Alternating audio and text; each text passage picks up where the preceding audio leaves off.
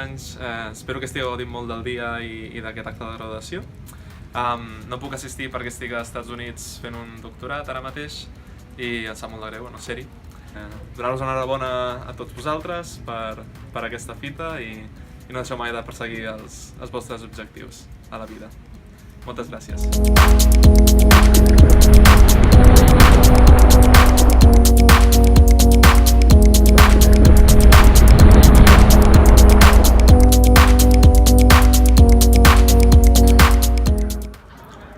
Hola a todos y sobre todo enhorabuena a los graduados. Soy Álvaro Gómez Iniesta y me hubiera gustado estar ahí con vosotros compartiendo este día, pero no ha podido ser. Estoy aquí en la Universidad de Delft, en Holanda.